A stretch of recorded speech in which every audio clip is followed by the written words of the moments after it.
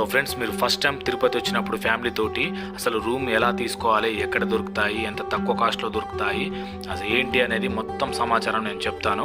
వీడియోని మొత్తం చూడండి, పూర్తిగా మీకు అర్థమవుతుంది. అలాగే ఫస్ట్ టైం మా ఛానల్ని విజిట్ చేసినట్టయితే సబ్స్క్రైబ్ చేయడం మాత్రం మర్చిపోకండి. ప్లీజ్ సబ్స్క్రైబ్ చేయండి. Hi, hello friends, welcome back to it's me Hindu blogs.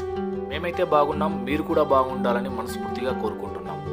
So friends, ఈరోజు మనం తిరుపతి వెళ్ళినప్పుడు అక్కడ రూమ్స్ ఎలా ఉంటాయి, మన కింద రూమ్ దొరకకపోతే పైన ప్రైవేట్గా రూమ్ ఎలా తీసుకోవాలో చూపిస్తాను చూడండి. మనం కింది నుంచి వెళ్ళి గుట్టపైకి వెళ్ళాలంటే ఇక్కడ నుంచి వెళ్ళి ఈ బస్సెస్లోనే మనం పైకి వెళ్ళే మార్గం అనమాట. ఈచ్ వన్ వచ్చేసి ఒక 90 రూపీస్ అయితే ఛార్జ్ చేస్తారు గుట్టపైకి. సో ఫ్రెండ్స్, మొత్తానికైతే మేము తిరుపతి వచ్చాము. ఇక్కడ కనిపించేది తిరుపతి బస్ స్టాప్ అనమాట. బస్ స్టాండ్ నుంచి వెళ్ళి కొంచెం బయటకు వచ్చిన తర్వాతకి రైట్ సైడ్లో మనకు మాధవం విశ్రాంతి భవనం, తిరుమల తిరుపతి దేవస్థానము, శ్రీనివాస యాత్రికుల వసతి సదుపాయం అని ఇక్కడ పెద్ద బోర్డు కనిపిస్తుందిగా, ఇదే ఎంట్రన్స్ అనమాట. ఆన్లైన్లో బుక్ చేసుకున్న భక్తులకు మాత్రమే ఆ రూమ్స్ అయితే ఉంటాయి, లేదంటే మనకు ఆన్లైన్లో చేసుకుని వారు భక్తులు ఉంటే. సో ఫ్రెండ్స్, మనం గుట్టపైకి వెళ్ళిన తర్వాతకి మనకు సిఆర్ఓ ఆఫీస్ అనేది ఉంటుంది. ఆధార్ కార్డు, పాన్ కార్డు తీసుకెళ్తే మనకు అక్కడ రూమ్స్ అందుబాటులో ఉంటే వాళ్ళు బుక్ చేసి మనకు ఒక రూమ్ ఇస్తారనమాట. మినిమం 50 రూపీస్ ఉంటుంది ఆ రూము. ఇక అక్కడ కూడా రూమ్స్ దొరకకుంటే ప్రైవేట్గా మనకు రూమ్స్ అయితే చాలా ఉంటాయి. కొన్ని ధర్మసత్రాలు, వైకుంఠ సత్రాలు, అలాగే మంత్రాలయం, రాఘవేంద్ర మఠం, లక్ష్మీ మందిరం, వైశ్య మందిరం, చాలా మందిరాలు ఇలా ఉంటాయి అన్నమాట కొన్ని. అందులో మనం ఎక్కడ అడిగినా కూడా అందులో డెఫినెట్గా మనకైతే రూమ్స్ దొరుకుతాయి. ఆ యొక్క రూమ్ కాస్ట్ వచ్చేసి ఎంత ఉంటుందో నేను వీడియో చివర్లో చెప్తాను చూడండి. అలాగే ఆ రూమ్ కూడా చూపిస్తాను చూడండి.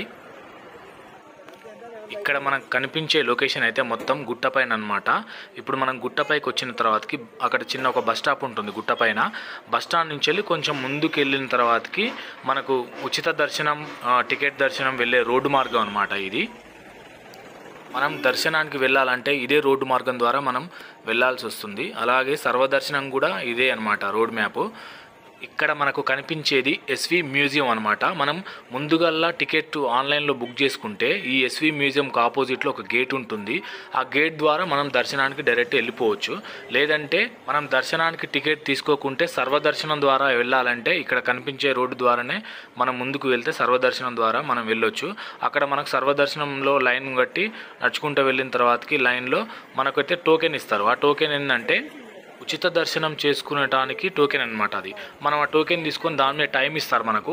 ఆ టైమింగ్ని బట్టి మనం రూమ్లో రెస్ట్ తీసుకొని ఆ టైమింగ్ లోపు మనం ఈ గేట్ 4 చూపించాను కదా, ఎస్వి మ్యూజియంకి ఆపోజిట్లో ఇప్పుడు ఇక్కడ కనిపించే మ్యూజియం ఉంది కదా, ఈ మ్యూజియానికి ఆపోజిట్లో ఒక గేట్ ఉంటుంది. ఆ గేట్ ద్వారా మనం డైరెక్ట్ దర్శనానికి వెళ్ళొచ్చు. ఇక సర్వదర్శనానికి వెళ్ళే భక్తులు ఎవరైనా ఉంటే మనం ముందుగానే రూమ్ తీసుకొని లాకర్ తీసుకోవాలి. లాకర్ తీసుకున్న తర్వాత మన లగేజ్ మొత్తం అందులోనే ప్యాక్ చేసుకొని తాళం వేసుకొని మనం డైరెక్ట్ ఈ సర్వదర్శనం మనకు టికెట్లు ఉండవు కాబట్టి సర్వదర్శనం ద్వారా వెళ్తే ముందుకు వెళ్ళిన తర్వాతకి లైన్లోనే మనకు టికెట్ ఇస్తారనమాట. ఇప్పుడు నేను చూపించబోయేది ఉచిత దర్శనానికి వెళ్ళే రోడ్డు మార్గం అనమాట. ఇక్కడ చూడొచ్చు ఈ కంపార్ట్మెంట్ అనమాట. ఇలా ఒక 2-3 ఉంటాయి. అందులో భక్తులను వెయిటింగ్ చేపించి ఒక్కొక్కసారి వదులుతారనమాట. ఇక మనం మొత్తం ఈ కంపార్ట్మెంట్లు మొత్తం తిరుక్కుంటా వైకుంఠం 2 అని ఉంటుందన్నమాట గేట్ దగ్గర. నేను ఇంతకుముందు ఎస్వి మ్యూజియం చూపించాను కదా, దానికి ఆపోజిట్లోనే వైకుంఠం 2 అనే గేట్ ఉంటుంది. ఇక మనం ఆ గేట్ లోపలికి వెళ్ళిన తర్వాతకి ఇక వెయిటింగ్ కంపార్ట్మెంట్స్ ఉంటాయి 2-3 చాలా ఉంటాయి అలా. ఇక్కడ మనం కనిపించేది కొన్ని కంపార్ట్మెంట్స్ అనమాట. ఇందులో నుంచి వెళ్ళిన తర్వాతకి మనకు టోకెన్ అయితే ఇస్తారు. ఆ టోకెన్ మీద డేట్ ఉంటుంది, టైం ఉంటుంది. ఆ టైమింగ్ని బట్టి మనం దర్శనానికి వెళ్ళొచ్చు. సో ఫ్రెండ్స్, ఈ యొక్క సమాచారం తెలియని వాళ్ళకి తెలుసుకుంటారని నేను చెప్తున్నాను. అలాగే మనం దర్శనానికి వెళ్ళే భక్తులు ఇంకా ఎవరైనా ఉంటే వాళ్ళకి చేతికి వాచ్ కానీ ఇంకా ఫోన్ కానీ ఎలక్ట్రానిక్ డివైస్ సంబంధించిన ఏ ఒక్క వస్తువు కూడా లోపలికి మాత్రం భక్తులను తీసుకెళ్ళనియరు. ఒకవేళ మనం ఫోన్ కానీ వాచెస్ కానీ ఎలక్ట్రానిక్ డివైస్ ఏదైనా సంబంధించిన తీసుకెళ్ళినా కూడా లగేజ్ కౌంటర్స్ అయితే ఉంటాయి. అక్కడ తీసుకొని వాళ్ళు మన పేరు మీద లగేజ్ కౌంటర్లో మన మొబైల్ నెంబర్ లింకప్ తోటి లగేజ్ కౌంటర్లో మనం పెట్టుకోవచ్చు అనమాట. దర్శనం అయిపోయిన తర్వాతకి మనకు అవైతే ఇస్తారు, మనం బయట తీసుకోవచ్చు. సో ఫ్రెండ్స్, ఇదంతా మనకు రిస్క్ ఎందుకు అనుకుంటే మనం రూమ్లోనే పెట్టి రావడం మంచిది అనమాట. సో ఫ్రెండ్స్, ఇక ఉచిత దర్శనం ద్వారా వెళ్ళలేని భక్తులు ఇంకా ఎవరైనా ఉంటే 2-3 నెలల ముందే మనము ఆన్లైన్లో టికెట్స్ తీసుకోవచ్చు. ఇవి దర్శనానికి సంబంధించిన టికెట్స్ ఈచ్ వన్ ఒక 300 ఉంటుంది. మా టికెట్ తీసుకున్న తర్వాతకి దాని మీద టైమింగ్ని బట్టి మనం ఈ దర్శనానికి చేరుకోవాలి. వైకుంఠం 2 అని ఇక్కడ బోర్డు కనిపిస్తుంది కదా, దీని ద్వారానే మనం డైరెక్ట్ వెళ్ళిపోవచ్చు అనమాట. ఉచిత దర్శనం అయితే ఇక్కడ ఒక 2-3 అవర్స్ మనం వెయిటింగ్ చేసి ఈ కంపార్ట్మెంట్స్ అన్నీ తిరుక్కుంటూ ఇక్కడికి రావాల్సి వస్తుంది. మనం అదే ఆన్లైన్లో తీసుకున్న టికెట్ అయితే 300 రూపీస్ ఉంటుంది. అవి తీసుకుంటే ఇంకా డైరెక్ట్ మనం ఈ వైకుంఠం 2 నుంచి లోపలికి వెళ్ళిపోవచ్చు అనమాట. సో ఫ్రెండ్స్, మేము కార్తీక మాసంలో వచ్చాం కాబట్టి భక్తులు అయితే చాలామంది వచ్చారు ఈ దర్శనానికి. అలాగే తిరుమల తిరుపతి దేవస్థాన కమిటీ వాళ్ళు భక్తులకు ఎలాంటి ఇబ్బంది కాకుండా మనం కంపార్ట్మెంట్లో వెయిటింగ్ చేయాల్సి వస్తుంది కాబట్టి భక్తులకు అన్ని వసతులు అయితే ఏర్పాటు చేశారు. ఇక మొత్తానికైతే మేము రూమ్ సెర్చ్ చేసిన ప్లేసెస్ అయితే చూపిస్తాను చూడండి. మంత్రాలయం శ్రీ రాఘవేంద్ర స్వామి మఠం, ఆల్ ఇండియా ఆర్య వైశ్య సమాజము.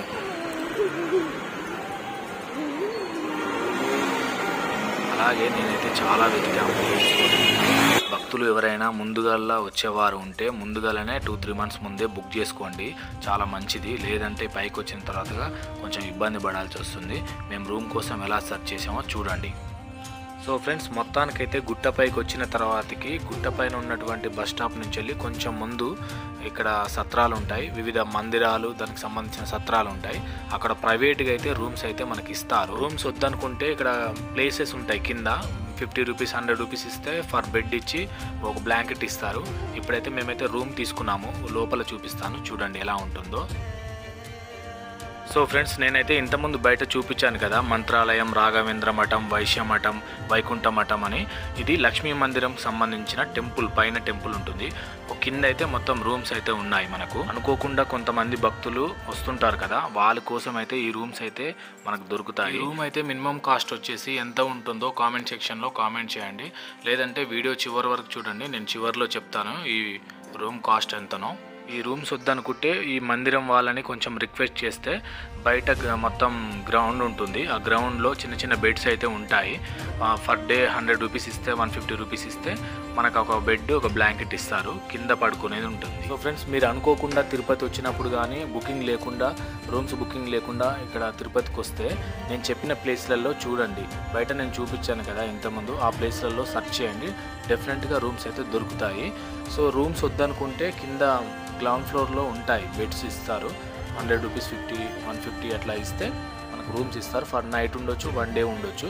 మనకు అలాగే ఇక్కడ లగేజ్ కౌంటర్ కూడా ఉంటుంది. మనం తెచ్చుకున్న సామాన్లన్నీ ఆ లగేజ్లో పెట్టుకొని కీస్ ఇస్తారు, తాళం వేసుకొని మనం వెళ్ళిపోవచ్చు. దర్శనం చేసుకున్న తర్వాతకి చెక్అవుట్ చేయొచ్చు అనమాట. మొత్తానికైతే మనం సెర్చ్ చేయంగా ఈ రూమ్ అయితే దొరికింది. ఈ రూమ్ కాస్ట్ వచ్చేసి 24 అవర్స్కి మనకు 2000కి అయితే ఇచ్చారు. ఏసీ అండ్ నాన్ ఏసీ కూడా ఉంటుంది, మన బడ్జెట్ను బట్టి ఈ రూమ్ తీసుకోవచ్చు. సో ఫ్రెండ్స్, ఇదంతా రిస్క్ ఎందుకు అనుకుంటే మనం ఆన్లైన్లోనే 2-3 మంత్స్ ముందే బుక్ చేసుకుంటే చాలా తక్కువ రేట్లోనే మనకు రూమ్ దొరుకుతుంది. దర్శనం టికెట్లు కూడా ఆన్లైన్లో తీసుకుంటే చాలా బాగుంటుంది. సో ఫ్రెండ్స్, ఇక మొత్తానికైతే ఇది ఈనాటి వీడియో. తిరుపతిలో రూమ్స్ కావాలంటే నేను చెప్పిన కొన్ని ప్లేసెస్లో సెర్చ్ చేయండి, డెఫినెట్గా రూమ్స్ అయితే దొరుకుతాయి. సో ఫ్రెండ్స్, తిరుపతిలో ఈ యొక్క రూమ్ మీకు ఎలా అనిపించిందో కింద కామెంట్ సెక్షన్లో కామెంట్ చేయండి. మాకు తెలిసిన ఈ యొక్క చిన్న ఇన్ఫర్మేషన్ని మీకు తెలియజేశాము.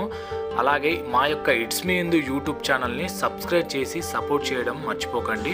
పక్కనే ఉన్న బెల్ ఐకాన్ని క్లిక్ చేయడం ద్వారా మేము పెట్టే నోటిఫికేషన్లు ఎప్పటికప్పుడు మీకు వస్తాయి. ప్లీజ్ సబ్స్క్రైబ్ చేయండి, లైక్, షేర్, కామెంట్ మాత్రం డెఫినెట్గా చేయండి. నెక్స్ట్ వీడియోలో మళ్ళీ కలుద్దాం. ఉంటా మరి, బాయ్.